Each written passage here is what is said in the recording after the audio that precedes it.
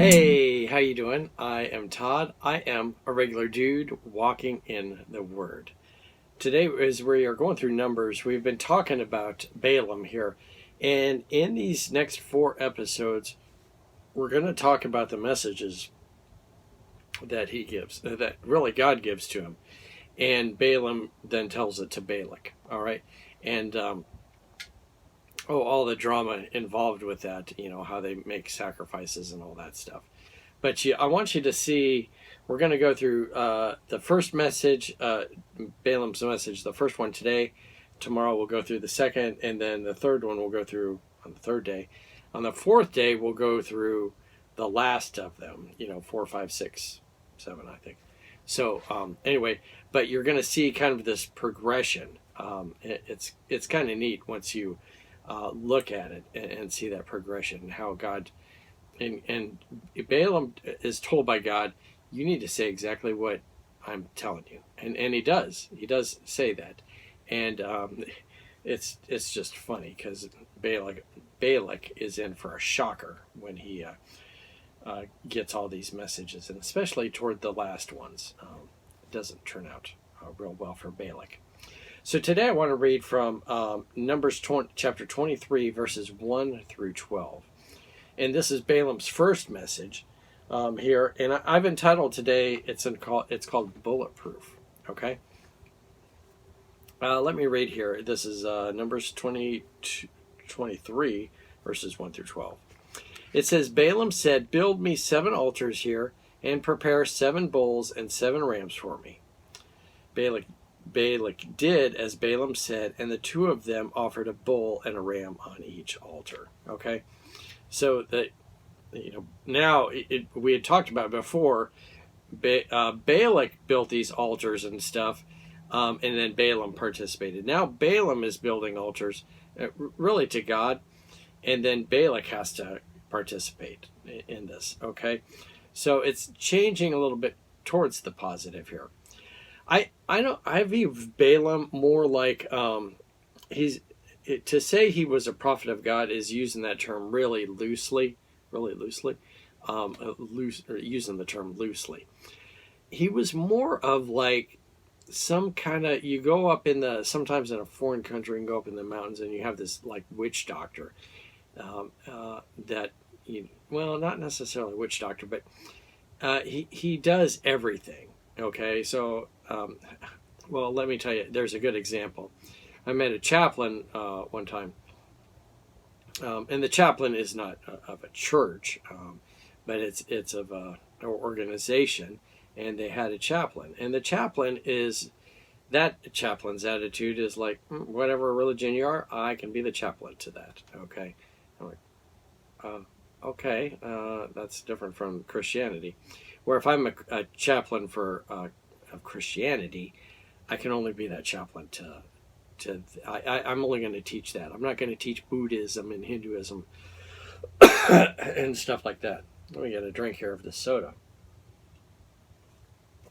It's not really soda, it's water, actually. So, I don't know. My throat's kind of scratchy here. Maybe it's from that water with that fruit in it. I don't know. But anyway, this chaplain was just everything to everybody, okay? And that's kind of what Balaam was. He was kind of this everything to everybody, Oh, if you believe in God, oh yeah, I can help you there. If you believe in the devil, well, I can help you there too. And if you believe in Buddhism, I can help you with that, And so that's more like what he was. So hopefully that gives you a better picture of who he is.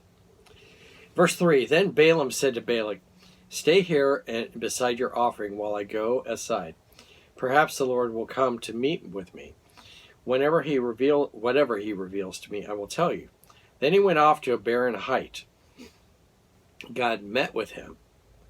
And Balaam said, I have prepared 7 altars, and on each altar I've offered a bull and a ram.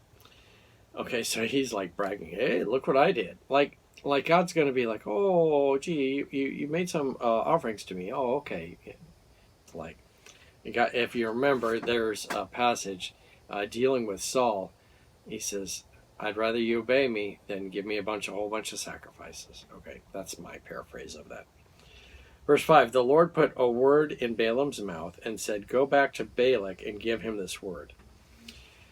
So he went back to him and found him standing beside his offering with all the Moabite officials. Then Balaam spoke his message. Listen carefully to his message. Balak brought me from Aram, the king of Moab, from the eastern mountains. Come, he said, curse Jacob for me. Come, denounce Israel. How can I curse those whom God has not cursed? How can I denounce those whom the Lord has not denounced? From the rocky peaks I see, from the heights I view them. I see a people who live apart and do not consider themselves one of the nations. Who can count the dust of Jacob, or the numbers even of the fourth of Israel? Let me die the death of the righteous, and may my final end be like theirs. So that's a humdinger of what Balak was going to think was a curse. It was not a curse at all.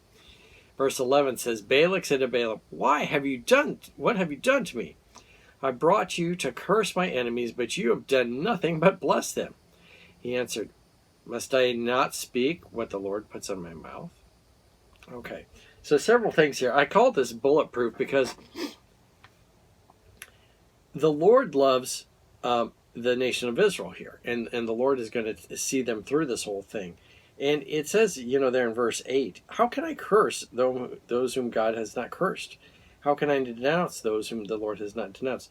These Israelites were like bulletproof because against these curses, because God's not going to allow that to happen. The curses are just going to kind of bounce off. God is more powerful than that. What I want you to see from this today, for us, is we are like that also. As we are Christians, we're filled with the Holy Spirit, okay? And in us, if the Holy Spirit is living within us, there's not room for demons and other things. So if someone says to you, hey man, that Christian's demon possessed, you're like, no, I don't think so, okay?